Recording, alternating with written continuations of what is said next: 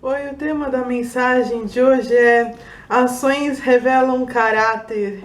E o texto encontra-se em Mateus 6, 22 e 23, diz: A candeia do corpo são os olhos, de sorte que se os teus olhos forem bons, todo o teu corpo será luz. Se, porém, os teus olhos forem maus, o teu corpo será tenebroso. Se, portanto, a luz que em ti há serão trevas.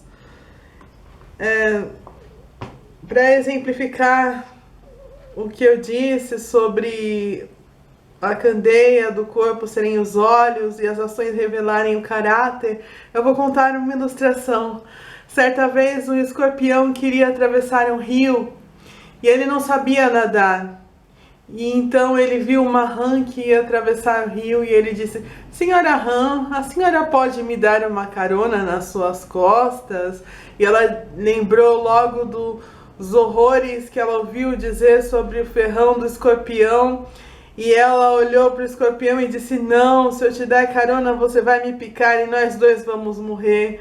E o escorpião disse para ela: Não, senhora rã, eu preciso atravessar o rio tanto quanto a senhora. Se a senhora me ajudar, nós dois vamos atravessar o rio. Eu prometo que eu não vou te picar. Então a rã disse: Então tudo bem, pode subir nas minhas costas que eu te dou carona. E quando os dois estavam no meio do rio, a rã sentiu as dores horríveis do ferrão do escorpião que ela tinha ouvido falar e ela ficou toda paralisada e ela disse: Senhor escorpião, por que o senhor fez isso? Agora nós dois morreremos. E ele olhou para ela e disse: Desculpe, senhora rã, eu não pude evitar. Irmãos, nós estamos aqui nesse mundo, nós procuramos fazer o que é direito, mas nem todas as pessoas agem de forma correta e nós devemos tomar cuidado. O texto que eu li mostra algumas lições. A primeira é que todo mundo tem uma natureza e age de acordo com ela. A Bíblia diz que existem luz, trevas, bem, mal, justiça e injustiça, ovelhas e bodes. Tudo está junto no mundo, mas não se mistura, e um tem a natureza completamente diferente da do outro. Então, por que as trevas, o mal, a injustiça e os bodes existem? A Bíblia diz em Gênesis 1:27, Deus criou o homem à sua imagem, a imagem de Deus ele os criou, homem e mulher ele os criou. O homem foi criado por Deus para glorificar a Deus por meio de suas ações na terra, para ser mordomo, ou seja, cuidador da natureza e de tudo que Deus fez. No entanto, depois que o pecado entrou no mundo, a natureza humana se desvirtuou do propósito de glorificar a Deus para o qual foi criada. Todos nós sabemos a história de Adão e Eva. Eles comeram do fruto proibido e todas as pessoas passaram a praticar o mal continuamente. Então, as pessoas passaram a fazer o mal também, além do bem. Então, nem todas as pessoas são boas. Então, por que a vida é injusta? É uma pergunta que as pessoas sempre fazem. Não é que a vida é injusta, é que as pessoas injustas fazem injustiça porque se desviaram da justiça de Deus. A Bíblia mostra que existem pessoas boas e más. Existem dois tipos de natureza de pessoas. E Deus vê que existem pessoas boas e más, justas e injustas. A Bíblia mostra, por exemplo, que no meio de um mundo mau e injusto, Deus achou Noé e a família dele e separou os justos e os injustos com a arca. Colocou Noé dentro da arca e os filhos dele e os injustos do lado de fora e separou os bons e os maus. A Bíblia também fala que Jó era um homem reto e íntegro que se desviava do mal, Jó 1:1. Então Deus achou um homem reto e íntegro no meio de homens maus. E Deus também poupou Ló e destruiu Sodoma e Gomorra. Então a Bíblia fala: porque quanto ao Senhor, seus olhos passam por toda a terra para mostrar-se forte para com aqueles cujo coração é perfeito para com ele. Então, existem as pessoas justas, existem as pessoas injustas. Deus vê as justas e as injustas e ele julga.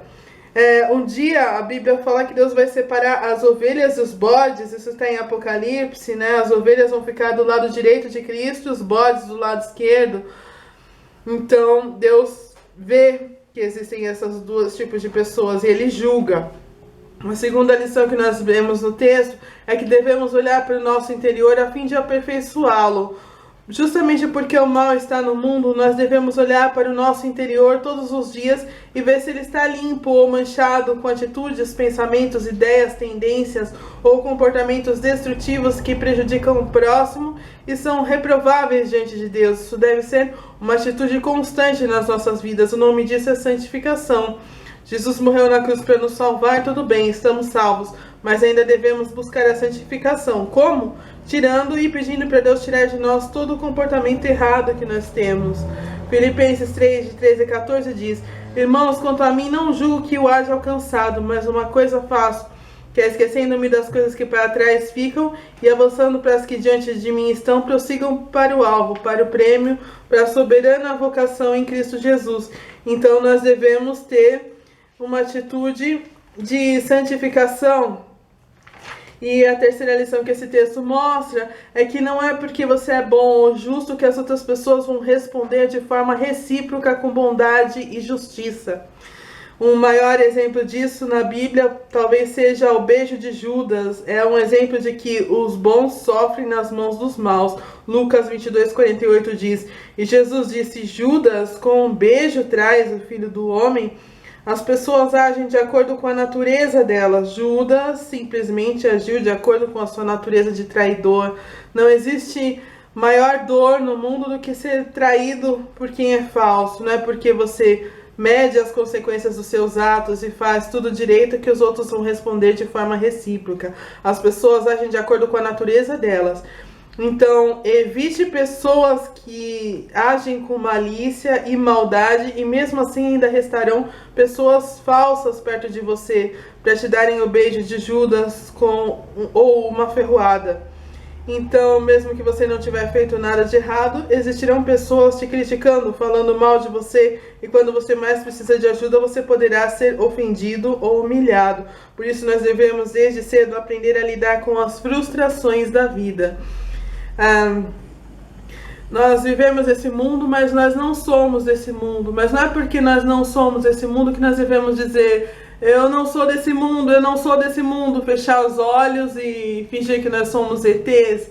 Não, nós devemos fazer como Cristo disse. Nós devemos ser simples como as pombas e sagazes como as serpentes. Nós devemos saber discernir entre as pessoas que fazem as coisas erradas, as pessoas que fazem as coisas certas e procurar não dar motivo para as pessoas erradas agirem de alguma forma contra nós.